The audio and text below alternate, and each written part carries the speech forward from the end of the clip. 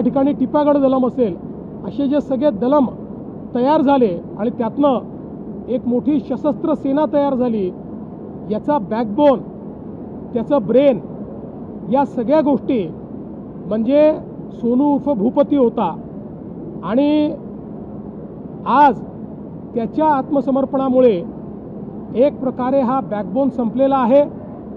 मागच्या काळातल्या आत्मसमर्पणांमुळे उत्तर गडचिरोलीतला माओवाद आपण पूर्ण समाप्त केला होता।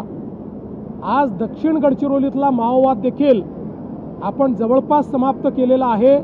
आता फक्त कंपनी 10 याचे बोटावर मोजण्या इतके 8-10 लोक अजून बाकी आहेत। आम्हाला विश्वास आहे की पुढच्या काळामध्ये ते देखील आता आत्मसमर्पण करतील, कारण त्यांच्याकडे कोणी नेता उरलेला नाही। त्यामुळे एक प्रकारे आज आपण गडचिरोलीतला माओवाद समाप्तीपर्यंत आणलेला आहे।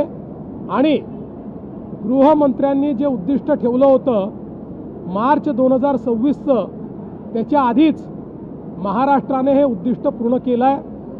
मी विशेष अभिनंदन करेन या ठिकाणी आमच्या C60चं आमचे पोलीस अधीक्षक, अप्पर पोलीस अधीक्षक या सर्वांनी आमच्या संपूर्ण पोलीस महासंचालक असतील आणि सर्व वरिष्ठांच्या नेतृत्वात एक अतिशय चांगली मोहीम केली।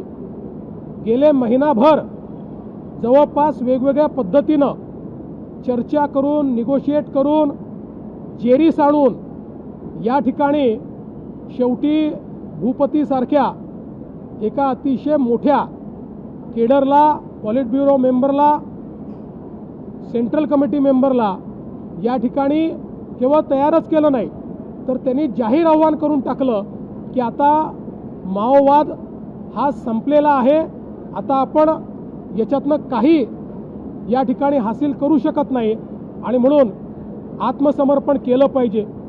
आजच्या या घटनेमुळे नजीकच्या काळामध्ये मोठ्या प्रमाणात आता छत्तीसगडमध्ये देखील आत्मसमर्पण होईल अशी अपेक्षा त्यांच्या बोलण्यातनं आम्हाला जाणवली। आणि एक प्रकारे आता नक्षलवाद किंवा माओवाद हा संपुष्टाकडे चाललेला आहे।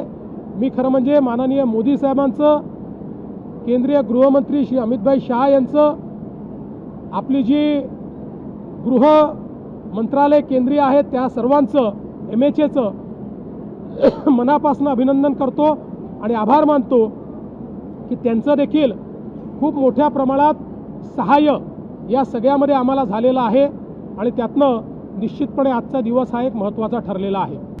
आता isakal.com आहे देशातील नंबर 1 ची मराठी न्यूज वेबसाईट। प्रत्येक अपडेटसाठी isakal.com ला नक्की भेट द्या।